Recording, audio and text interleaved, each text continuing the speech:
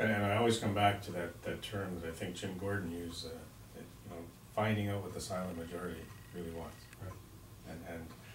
And so as counselors, we really have an obligation to get out and pay attention to the signs and what we're hearing, and not just rely on town hall meetings where 5 people show up and they give you their opinion and feel that those 5 people are speaking for everybody. You got to get out and listen, even into the crowds and the community events, and not just listen to the people we're talking to, but listen to the group over in the corner there that even doesn't know you're listening, and find out exactly what their concerns are. So again, comes down to another issue is, is it fair to expect counselors to do this part-time? Because you've got so much reading to do, so much preparation to do, so much community work to do in order to know what the community is thinking, that if you've got a lot of other commitments, it's difficult, and you're then really eliminating an awful lot of people who might be good counselors from even considering a job. Well, there's no question. Being a counselor, you definitely have to manage your time. I own a business, and I've always been involved in volunteering.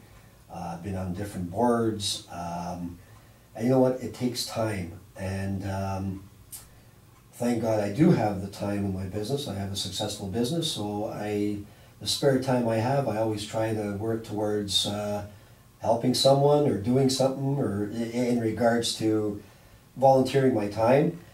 But there is no question, I know that in 2010, when I ran for council, I knew how much time it took for my business and how much time it takes away from your family. And I know that once you're in there, it's even maybe 10 times more. But this is something that I chose, and my family's very pleased I'm doing that. And so you're right. It's going to take a lot of time, and these 4 years are going to be tough times, and there'll probably be more meetings than what's going on now, because there's going to be more challenges. Yeah. So that's something that we have to, people have to understand. Like, it's nice. We're seeing a lot of activity, a lot of people throwing their names in to become a counselor. But you know what? Once you're in there, it's a different story. I know from past experience, just belonging to organizations, it takes time. And to be a good member, you have to take the time. And to be a good counselor, you have to take the time. There's no question. See, one of the things that I've been noticing is that when you take a look at the time commitment and everything, a current council cannot make a decision to go full-time. You got to make the decision for the next council, or else you might as well just line yourself up in a corner and say, come and get me. Mm-hmm. But I'm almost positive, as positive as anything, that I can show that 12 full-time counselors would be less costly than 12 part-time counselors, based on the amount of time and overtime the staff have to put in to attend meetings, because counselors are not available during the day. And that's time in lieu, or that's overtime. And so when you need staff that have to stay beyond the normal workday, you're compensating them either with extra pay or time off during the day. So if you had full-time counselors, you were able to meet with the staff and the committees during their working day, you would reduce financially. It would probably, I'm positive it would be less costly to have your full-time counselors available to meet during the normal working day than if you had staff having to put in overtime to go to these evening meetings and things like that. And so this round, that might be a pet project. Saying, okay, let's investigate and let's see. Because if we can show financial savings in 2018, then let's put it on the table. That's a good point. Like, that's something that a study can take place throughout the term council. It's easy. Exactly. It's easy. You just have, what's the time in lieu, or what's the overtime we pay because of committee meetings that have to be held, because counselors that are on those committees are not available during the day. and that's significant. You add an extra $40,000 or $50,000 a year to a counselor, then all of a sudden you've got a lot of people who are sitting at home who are qualified and really should be putting their name forward to give the city a choice or give the ward a choice, and they just can't. They can't afford to sacrifice their career and their families. And to me, I think that would open up a whole new group of people who would be available. Right.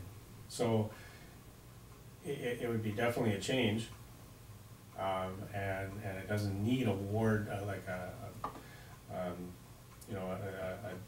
counselor at large philosophy. Right. It just needs, let's see if it's going to cost more. And let's not just say, yeah, you're going to have to pay counselors more, so that's how much money you're going to have to pay. No, how much money are you going to save? That's right. And at your council meetings, your counselors will be better prepared because they would have had time to read these reports, study these reports. That's a good point, because you take a look, even throughout the day, how many phone calls a counselor would take.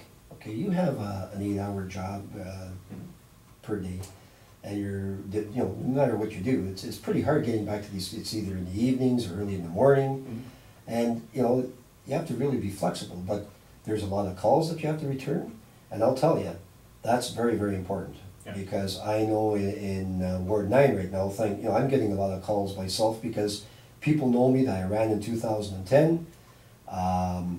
They know that I return my calls. They know that I contact. It's been a really good learning experience for me, because if they can't get a hold of Councillor Craig, they call me. Yeah.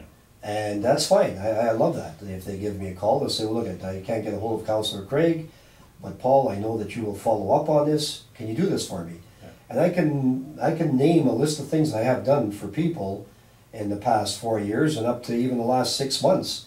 And it's good experience, and I have the time. I do it in between whatever I have to do. You can do it during the day between That's right. And it's good experience. I get to meet people, and it's good. And I like the idea that it would allow for a lot of calls during the day when people know that they can get hold of you, and you'd be able to immediately to get contact with the staff member who has to answer. Right. Whereas if you're getting the calls in the evening, it doesn't mean counselors will not get calls in the evening. You'll still get the same number of calls, but you would have more of an opportunity to communicate with the people who have the answer. And you know what? People are calling the 311 line, or they're calling staff or whatever, and then I get a call back and they say, well, listen, nobody's getting back to me. Nobody's getting back to me. There is a problem, I believe, in departments getting back to people. And I don't know what the problem is. I'm still trying to find out why. But I made a couple of calls in my business trying to get people to call me back. And it's 3, 4 days, 5 days later. But now what I do, I tell them who I am, I get a reference number of my complaint, and I make sure that within a day or two, no one gets back to me. I call them back, and I keep calling. This is reference number, what's happening? Can you get somebody there? Or can you call me back and let me know if this gentleman's on holidays or whatever? Yeah. But there's an area that we have to find a better way of staff getting back. I don't know if they do that to the rest of the councillors, or getting back to people that have a major problem, or even a problem. Yeah.